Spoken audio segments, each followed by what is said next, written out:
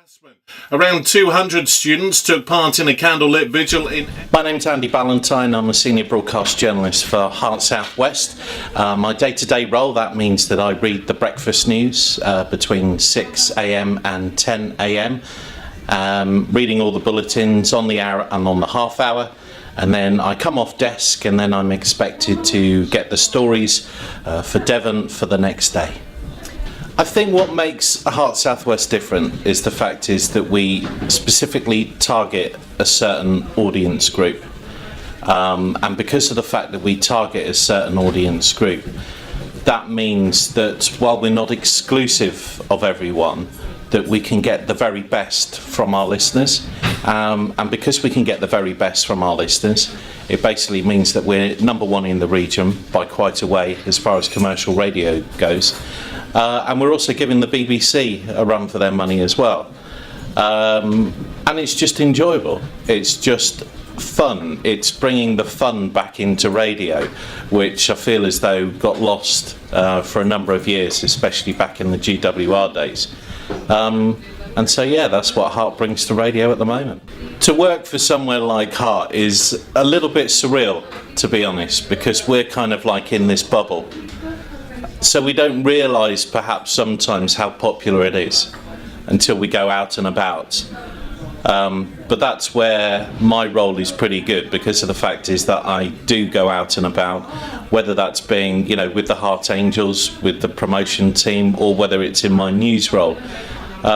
And it's very interesting to hear the reaction and see the reaction on people's faces when you mention that you're from Heart Radio, because it is well loved, it's established now, and because of that it does make a big difference. We don't see ourselves, if you like, as celebrities or anything like that.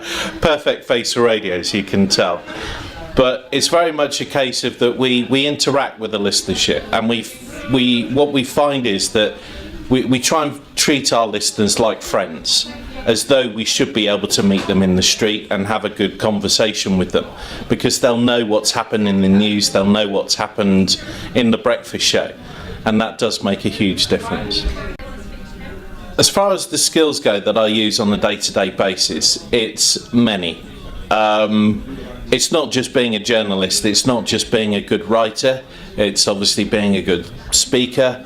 It's a case of that I use multimedia tools, so camera work, recording, so I have to be a bit of an engineer as well.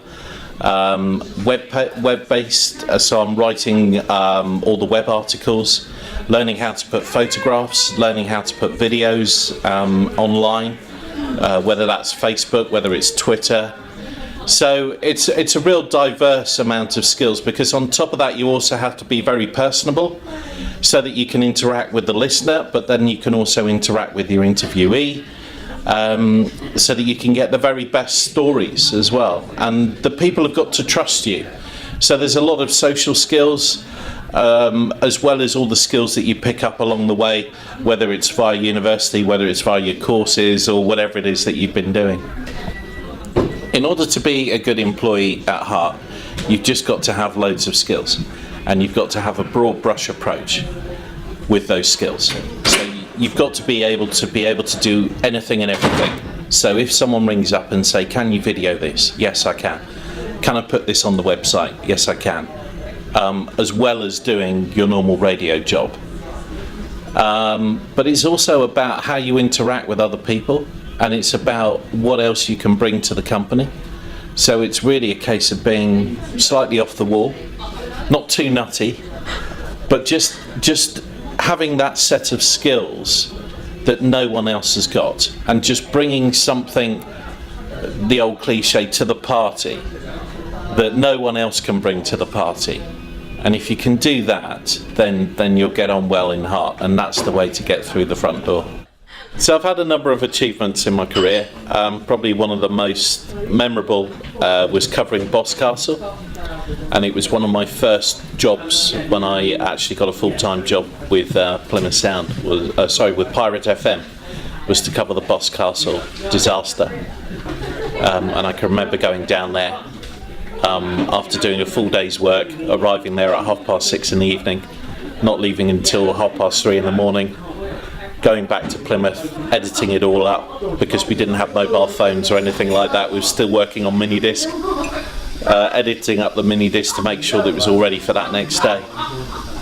Last year I went back because it was its 10th anniversary, and just to see the change and to meet some of the people that I met on that night was absolutely amazing. And covered a few other major stories such as the bombings in Exeter, and things like that. So I've had a very long, very varied career, been very lucky in the stories that I've covered. It's confirmed 2 Britons are being caught up in the shootings at Tunisia's national... I think that, yeah, the main challenges that you find are just with yourself, and it's when tiredness is creeping in. And I can remember that I was done a full day's work, and then I was up at our Plymouth Argyle, and they were in their promotion push, and we had this strike accordion in Stonebridge, and I got my words mixed up, and basically live on air I turned around and said, and it's Stonebridge with a shot from the 6-yard line. That's what I was supposed to say, that's what my brain was telling me to say. However, what came out of my mouth was Stonebridge shit shot. And then it was a case of, well, how do you cover it up, what do you do, how do you do it, etc, etc, because there's just panic that runs through you, and you're thinking, I'm broadcasting to possibly 20,000, people all over Cornwall, and I've just said shit on there. So yeah, it's just a case of carrying on and just having a laugh about it, and just being able to get out of those situations as quickly as possible, really. Back to the presenter.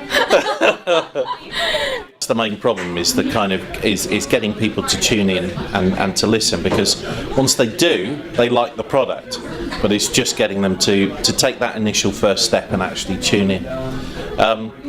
So we've still got a long way to go as far as building our audience. We're doing a good job at the moment. We're up to nearly 500,000 people that are listening, but there's still a bit to go. Radio 2 is still very much the big leader down here. And we'd like to have a go at digging into their listenership and stuff like that. As far as the risks of being in radio, there aren't many. The biggest risk is getting there in the first place. Unfortunately, we all know about the fact that there are less and less jobs, whether it's in print, whether it's in radio or TV, and it's just a fact of life. There are obviously things like what do they call it? Just the kind of like the community journalism and things like that. When people send in their clips and things saying that I've videoed a fire or I've videoed this or whatever. So the community journalism aspect is also taking over, because then it basically means that for the professionals, obviously, there's less and less jobs. So it's not so much a case of a risk for a heart journalist, it's more a case of a risk for journalists per se, getting into the industry and making sure that they can make and have a long career in the industry. I've been very lucky. I'm coming up to 10 years, bit longer than 10 years. I think I'll be very lucky to see someone in a similar position. I do think that radio will last. I think that radio's very much still got a place in media. I think that its longevity will be there. I still think probably for the next 10-15 years. Much beyond that, I don't know. It'll be interesting to see. I think that there's a couple of factors that will have a big influence. Number one will be the BBC licence fee and what happens with that, as to whether we're going to have one or whether it's going to be pay-per-view.